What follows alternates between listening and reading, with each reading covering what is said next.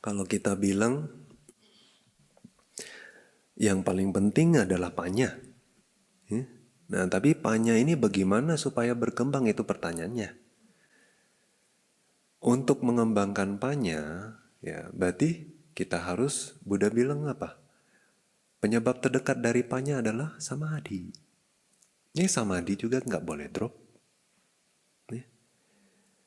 Nah, jadi sembari kembangin panya, sembari juga jaga samadhi. Nah juga berarti apa? Kalau samadhi nggak boleh drop. Kalau samadhi nggak boleh drop artinya mesti ada sati, indriya sangwara. Jaga batin terus. Nggak boleh biarin keluar, ambil kotoran batin. Terus sila harus jaga. Ya kan? Jangan memunculkan kemelekatan yang baru. Orang yang ini aja belum lepas-lepas. Ya. Nah, jadi lanjutin latihan. Terus poles, apa sih yang bikin kondusif untuk panya berkembang? Nah, itu yang kita jadi pertimbangannya. Nah, kualitas batin apa yang menjadi penghalang si panya ini berkembang? Kadang kita karena emosian, ya, karena dosanya besar. Ya.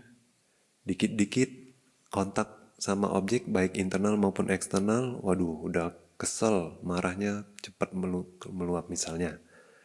Nah yang seperti ini juga ganggu meditasi, nggak cuma samadhi turun, ya kebijaksanaan juga turun. Jadi kita pikir, oh ini karakter saya yang seperti ini juga problem.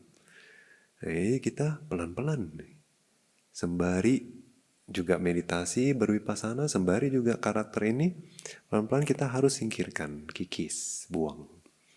Kadang-kadang kita lawan dengan apa? Kebalikannya, ngembangin meta.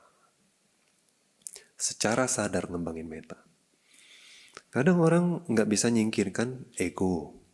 Mana kan? Justru itu biang kerok yang paling penting untuk kita mencapai arahat.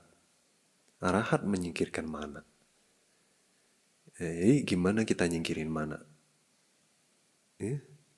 Jadi dengan sengaja, dengan sadar mengembangkan apa? Kerendahan hati.